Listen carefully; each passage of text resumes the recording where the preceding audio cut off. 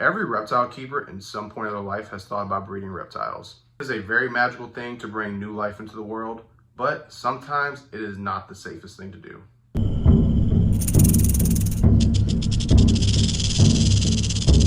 Hey everybody, this is John here from Most City Reptiles, and today we're going to be talking about the top 5 things that every reptile breeder needs to do.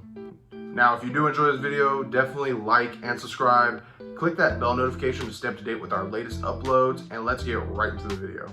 So starting off at number 5 is going to be make sure you have the proper equipment. A lot of people, they'll pair their animals together, they'll get eggs, and they'll be completely lost and not know what to do.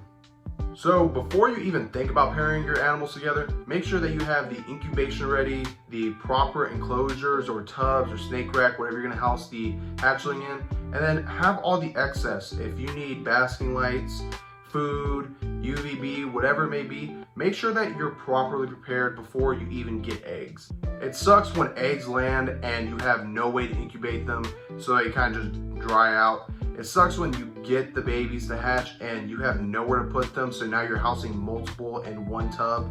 And when you run out of food, that's the worst feeling ever, because now that baby has to go a whole week or however long without food.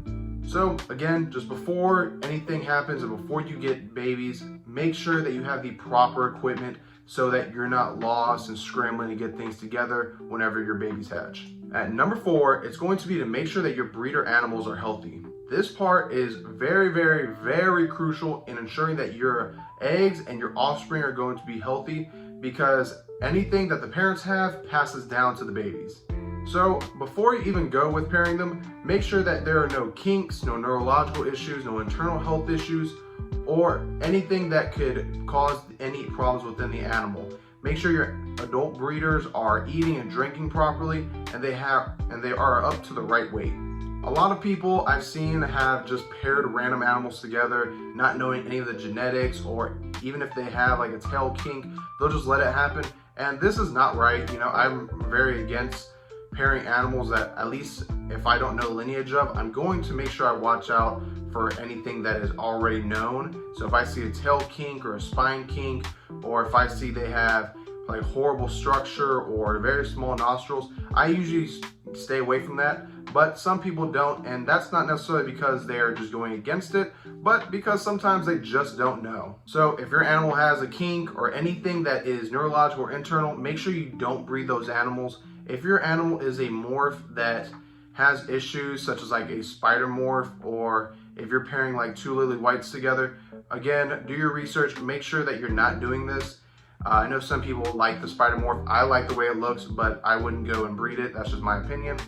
But if it's something with like breeding 2 lily whites together, or also breeding 2 leatherback bearded dragons together where you get silkies, just stay away from animals that will produce some animal with a health issue or make their way of life even harder. Now, at number 3 is going to be to make sure that you limit the stress levels of your reptiles. Breeding reptiles is already stressful for the animal as is, and then when new babies hatch, they are already very alert and very stressed because it's a whole new environment. So it's good that we keep handling to a minimum and make sure that we provide somewhere for these guys to hide, whether it's snakes or bearded dragons or crested geckos or whatever it is. You want to make sure that you provide enough areas for them to hide. I know when babies hatch, you want to kind of minimize it, make sure they're eating and stuff, but still give them some type of coverage. We don't want to leave it just overall bare in their enclosure or tub. I like to provide some type of little leaf just so they can hide under, or whether it's like a cork bark or anything, just so they can feel covered. And same thing goes for my adults.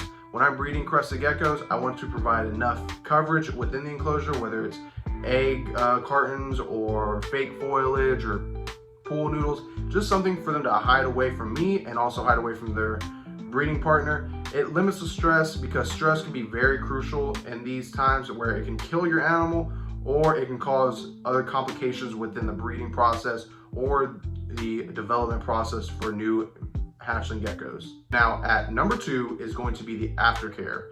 So whether your female has already been bred and she laid eggs, or your new babies just hatched, the aftercare is a very crucial process at this time.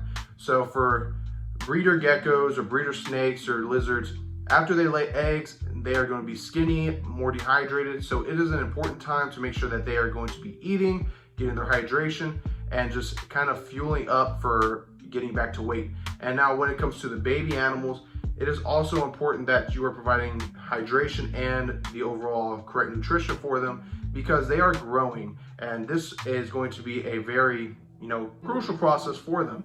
Now also with to do nutrition, you're going to need to make sure that the humidity or lighting or heating levels, whatever animal you're breeding and the requirements are going to be up to speed, especially for a lot of the beginner or a lot of the newer hatched animals. They're going to need to have that first shed. So whether you keep them inside their hatching box or whether you want to put them in an enclosure right after they hatch, you got to make sure that the humidity is going to be high enough for them to get that first shed off so they have a good start at life. And these temperature and humidity requirements also go for your breeder animals. We want to make sure all the stuff is going to be up to speed during the process and even after the process. You don't want these animals to suffer or feel any type of pain after they lay the eggs, especially since they are already skinnier, more dehydrated, and just hungrier overall. And now for the number one thing, it's going to be to make sure that your animals are healthy and perfect when you sell them. A lot of breeders that I see that are new to the hobby, they will breed their animals and almost immediately, a week or two after their animal is hatched, they will try to sell it. And that is not the correct way to do it. For me, I like to ensure that my animal is, or my reptile is above a certain weight, depending on what kind of animal it is. If it's crested geckos, I like to make sure that they're at least 5 grams before I sell them. And then also make sure your animal is readily drinking and eating. This is a very, very, very important part before giving someone a brand new baby in their life. You want to make sure that they can have a good start and there are no other issues going on with the animal.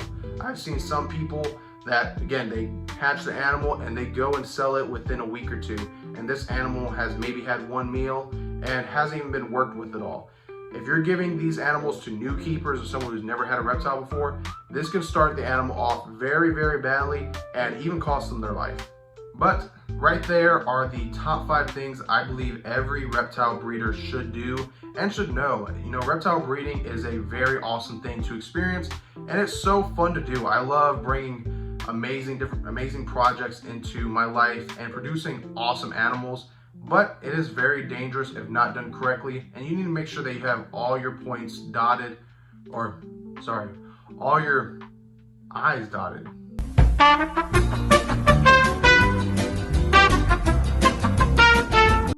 I don't remember how it goes, but whatever, it doesn't matter. Just make sure that you have all your animals healthy. Make sure you're doing the proper things to keep them healthy, allowing, nutrition, hydration, overall humidity and temperature gradients, whatever you need. Just make sure you are doing the best you can to ensure this animal a healthy life. But if you did enjoy this video, please like and subscribe. I appreciate all the support. Thank you for watching, and I'll catch you next time.